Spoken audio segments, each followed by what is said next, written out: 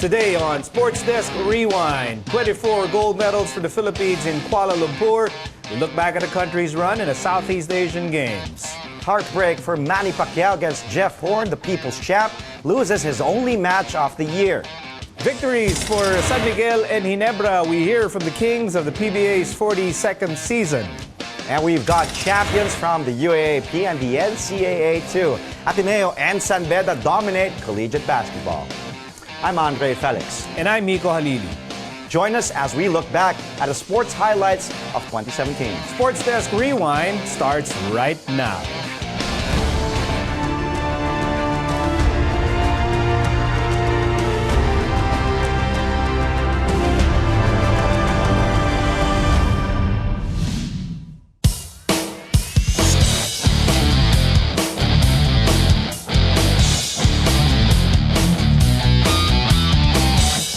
A sixth-place finish for the Philippines in this year's Southeast Asian Games. The country won 121 medals, including 24 golds in Kuala Lumpur, Malaysia. Our Paulo Del Rosario looks back at our campaign. Hopes were high for the Philippines before the 2017 Southeast Asian Games in Malaysia. After notching just 29 gold medals in Singapore in 2015, the Filipinos set high expectations for themselves in 2017. 50 gold medals, at the very least. That was the ambitious goal for the Philippines in Malaysia. I asked each one of them, okay, how many golds would you give me? So they promised me, and they're really working their athletes now. When I went over all the sports, they promised me 63 medals, gold medals. But I am not relying on the 63. I am only relying on 50. The Philippine contingent even mapped out where they could get the gold medals. Then reality hit. Kuala Lumpur turned out to be an entirely different story.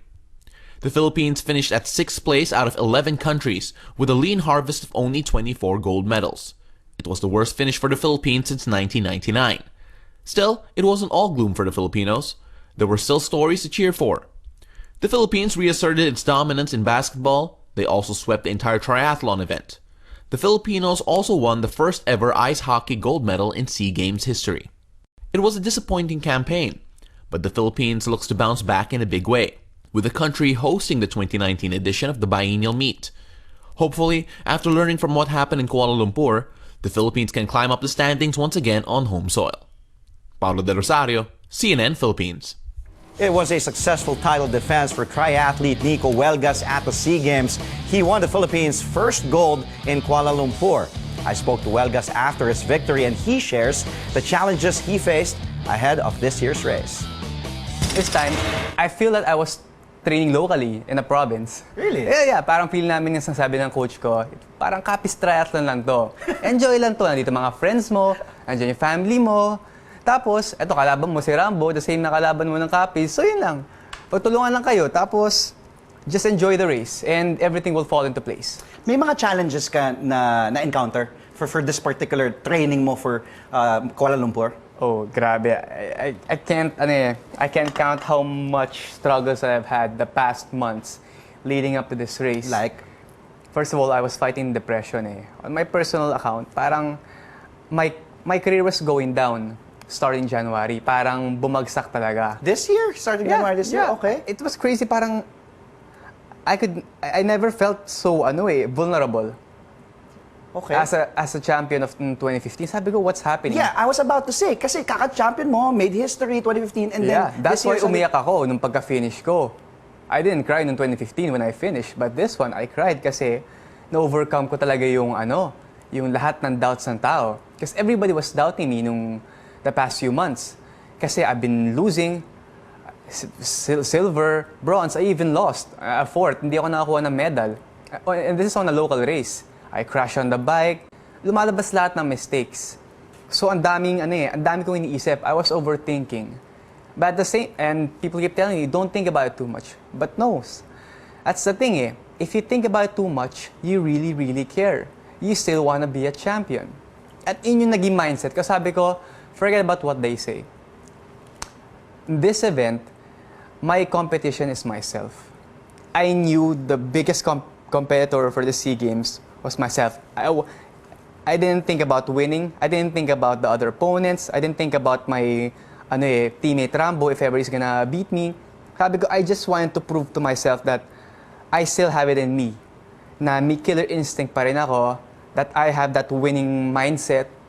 And if I get this, everything will fall into place. And that gold will come to me na lang if I'm chasing the right things in life. Aside from Huelgas, 3 other Filipino triathletes dominated the event, giving the Philippines a 1-2 finish in the men's and women's triathlon.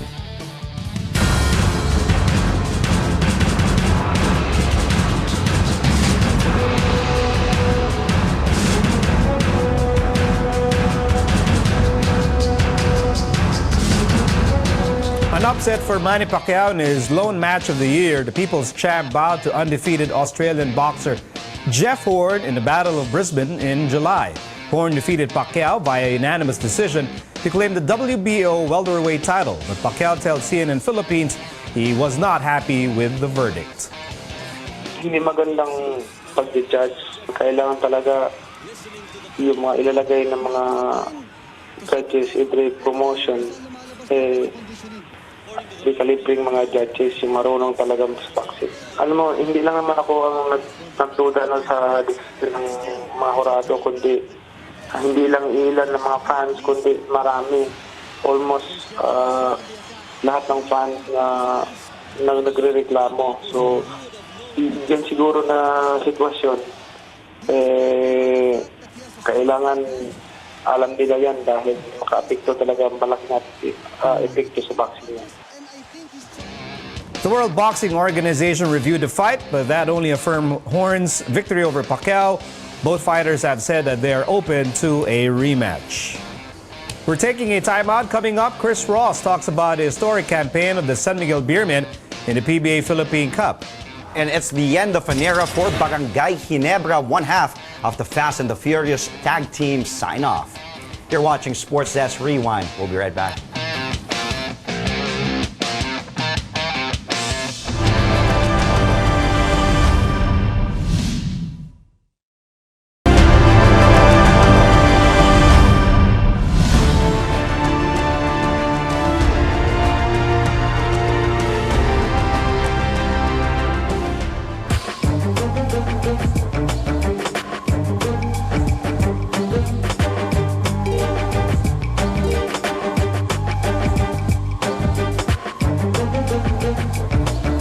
Welcome back to Sports Desk Rewind on CNN Philippines. Now, winning never stops for the San Miguel Beermen in the PBA Philippine Cup.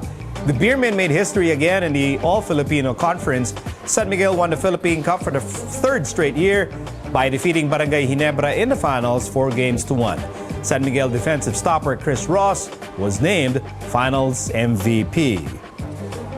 Chris Ross developed into an all-around threat for San Miguel, but the hero of the Philippine Cup says his teammates also deserve credit for the Beermen's historic success.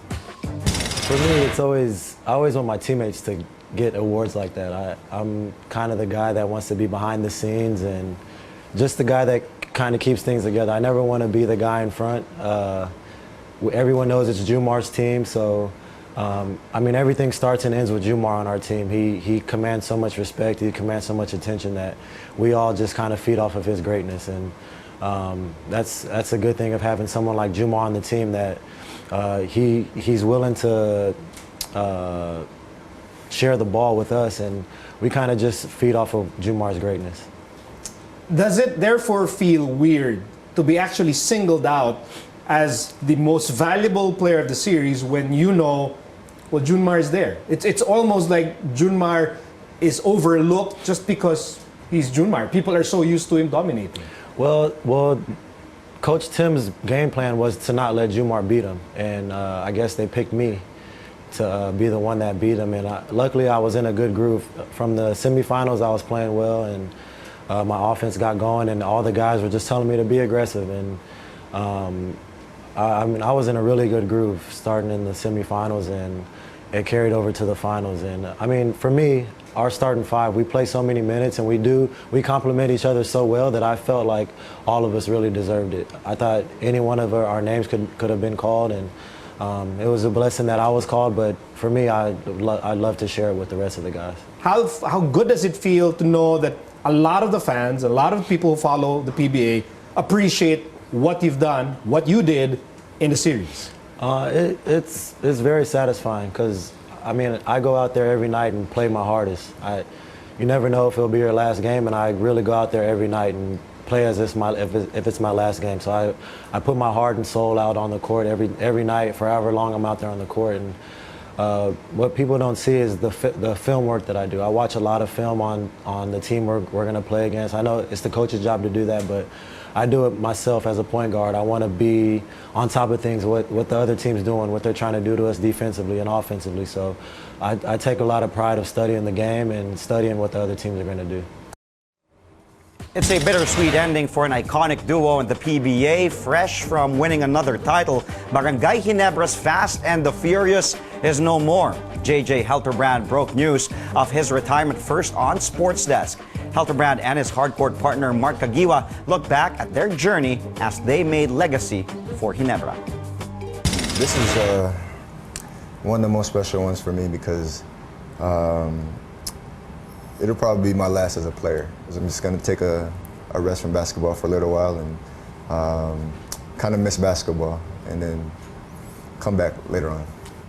Did you try to convince him to still stay? Like one more conference? Well, we did that last year, right? And then Exactly. I started crying. Yeah. So this time I was kind of ready. So, you know, that I don't need to cry anymore. What can something convince you to come back? No. This is it. I think, you know, I've had a great career. I have no regrets in my career whatsoever. And I think this is the perfect time for me to hang it up and on my own terms. I don't want to retire from basketball because of injuries or whatever else. And winning a championship right before you retire, I think that's the best way to go out. And I'm really happy with my decision. Why do you think the Fast and the Furious has always been relevant? You've seen players come and go. What do you think that particular tandem of you, Mark, and Jay makes it really, you know, special to the Filipino fans, to the Ginebra fans? I think when we were younger, it was our style of play.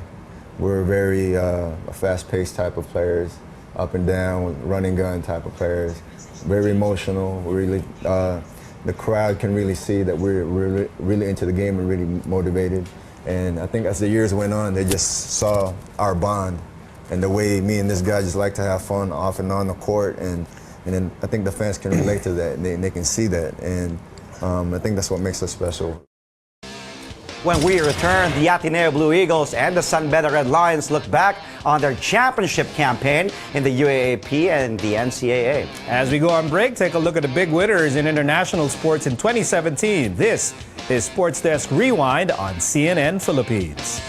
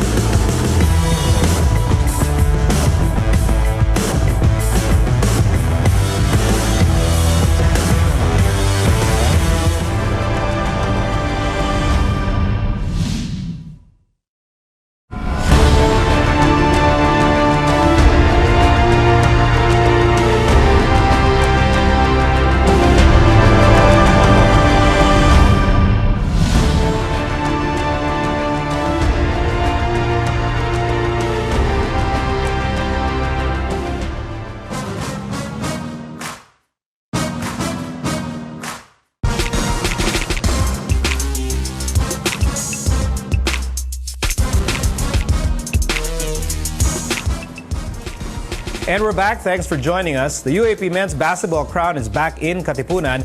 The Ateneo Blue Eagles are champions again. That's after they triumphed over the LaSalle Green Archers in the finals. It all came down to a do-or-die match between the two bitter rivals.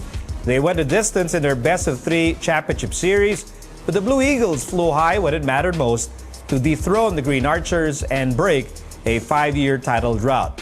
30 Ravenna was named Finals MVP. This is Ateneo's 9th UAAP men's basketball title. The Nieto brothers of Ateneo turned winning the UAAP men's basketball title into a family affair. Matt and Mike Nieto share what it's like to have a twin on the hard court. Siguro I feel safe and secured na kahit I'm having a bad game or may tumira sa akin or something like that, merong pa rin sigurado na kahit isang player sa team na will always have my back. Ganun din naman ako sa kanya kasi lalo na nung game mo, nung hindi naman siya sinasadyang tamaan yung bala, na nasaktan din ako for him kasi na nakita kong duguan si Matt. So it just motivated me and yun lang. Ang sarap na may, hindi lang kapatid twin brother pa. So ang sarap and siguro doon lang din lumalabas kung gano'n namin kamahal yung isa't isa. Matt? Well, for me at least, alam mo yung mga moves ni Mike, alam mo yung strength and weaknesses niya since matagal kami na naglalaro. So yun yung magagamit mo sa game, knowing that, kuwari, kasabay ko siya sa loob ng court, Mike's a shooter in the corner, you know where he is in the court. So mas madali yung paghahanap ko sa mga teammates ko, lalo na kay Mike. Of course, I did mention your dad, Daddy Jet, who's busy now with his patients, but hopefully he's watching this. He won the first title natin na, diba? 1987, 30 years ago. So how sweet that is. And you know, ngayon masasabi nyo na Dad, champion na rin kami dito. Pero alam ko, sa'yo ba sinabi? Ano sinabi sa'yo ni Daddy Jet? Nalamang pa rin siya? Talo pa rin kayo kasi back-to-back daw. Yung one pa lang. Yeah. Pero yun yung ano nyo. What's the best advice you got from your dad? May it be basketball, may it be about life, about school. Mike? Well, for me, siguro never give up in your dreams. Kasi kami ni Matt, we've been through a lot. We've been through a lot of haters and doubters. Well, lalo na for me, from high school. Kasi nga, I was so big. And siguro yun lang, that's my motto in life No matter what trials or problems you have, just never give up. Kasi at the end, all the hard work, if you work hard, will pay off. Matt? Well, sabi lang ni Daddy sa akin, lalo ng season, never shy away from big moments. Because yun yung magdadrive sa'yo doon, lalabas kung sino kayo. So huwag ka matatakot. Kahit mag-fail ka, at least tinry mo yung gawin yung importante. Siyempre, kung ang Lasal may Rivera Brothers, Ateneo may Nieto Brothers, may Nieto Twins. Ano sa tingin nyo meron ng Nieto Twins or Nieto Brothers na walang Rivera Brothers? Well, magkasama kami all throughout. Wala mang gagraduate muna until the end. Ay, kasi mas mauna mag-graduate si Prince kay Richie. So it's us until the end.